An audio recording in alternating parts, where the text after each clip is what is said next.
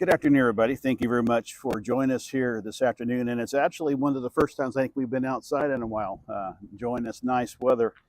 Last time I think we were out was January, so it's good to be out here, be outside with you this afternoon. This afternoon, I want to talk to you not just about numbers, but how our economy affects your life, your paycheck, your mortgage, your grocery bill, and your sense of stability and the hope for the future. Everywhere I travel in this nation, from rural towns in Iowa to auto plants in Michigan to main streets in Texas, I hear the same thing. Folks are working hard. They're doing everything right, but the cost of living still feels too high. And some are worried that the promise of a better life is slipping further out of reach. I hear you, and I'm here this afternoon to tell you the truth. We've made real progress, but we have to do more, and we're not letting up on that. Right now, the unemployment rate in the United States stands at 4.2%, a historic low.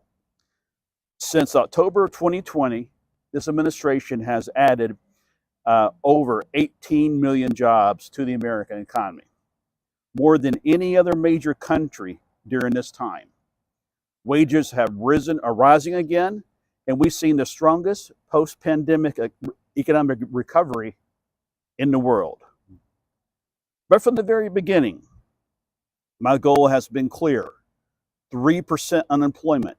That's been my target for the past 4 years. And folks, I believe we can still get there. We're going to keep investing in American workers, American jobs, and the industries that will power our economy for generations to come. Inflation, the silent tax that eats away at your income, has fallen to 2.3%. That's down from nearly 9% at its peak. This means we're getting close to the Federal Reserve's target. Grocery prices have leveled off, gas prices are down, and supply chains have stabilized. But let's be honest, folks. While the numbers are improving, many families still feel the pressure, and there's more to do to make this economy truly work for everyone, not just the wealthy, not just those at the top, but the working families all across this country. I directed my administration to put the foot on the gas in 3 critical areas: lowering everyday costs, building a fairer economy, and preparing for long-term success. We've passed the Affordable Families Act, capping insulin at $35 a month for seniors, expanding prescription drug price negotiations, and finally taking on Big Pharma. We're pushing to make these savings permanent and extend them not only to everyone, but not just those on Medicare. We're also cutting taxes for working families this year. A typical family of 4 earning $80,000 will see an average tax savings of $2,400, thanks to expanded child tax credits and middle class tax deductions. You heard me talk about that a lot during the campaign last year. And we're acting on housing. Home prices are too high, especially for first-time buyers.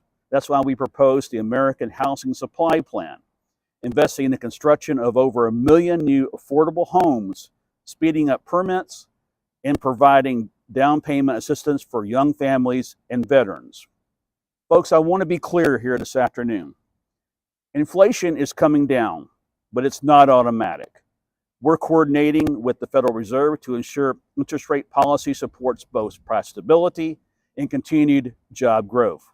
At the same time, we're taking a hard look at trade policy. Past decisions some made with good intentions, have led to higher prices at home. That's why we're beginning the process of eliminating a range of tariffs that were put in place in January of this year. Tariffs that have driven up the cost of construction materials, machinery, and essential goods.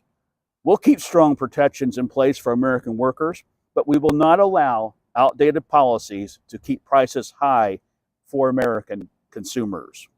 We're not just growing the economy, folks. We're changing how it grows. Through the CHIPS and Science Act, we brought advanced manufacturing back to American soil. Semiconductor plants are going up in Ohio, Arizona, and Texas, creating tens of thousands of high-paying jobs. Through the Infrastructure Investment Act, we're rebuilding roads, railways, and broadband access.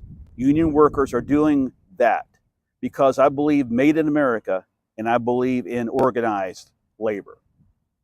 We've also made historic investments in job training and in apprenticeships, ensuring the workforce of tomorrow is prepared for the industries like clean energy, AI, and quantum computing. That means more opportunities in communities that have long been left behind, urban and rural alike. I know that despite these gains, many Americans remain worried, and I understand that. I get that. Just last week, the University of Michigan reported that consumer confidence fell sharply, and inflation expectations are ticking back up. I take that seriously because if people don't feel the recovery, then our job is not done. Let me be clear, folks. I will never declare mission accomplished. I will never come out here and tell you mission's accomplished while families are still struggling. We will still stay laser focused on your needs, not Wall Street's, not Washington's, but yours. This afternoon, I'm calling on Congress to pass the Middle Class Tax Fairness Act, to lock in lower taxes for working families, extend the child tax credit, and make sure the wealthiest Americans, big corporations, finally pay their fair share. And I'm urging swift action on our affordable housing investment plan because every American deserves the chance to buy a home, build equity, and live with dignity. We can pay for this without adding a dime to the deficit by closing loopholes, stopping offshore tax evasion, and ensuring no billionaire pays a lower tax rate than a public school teacher. Folks, we've come a long way.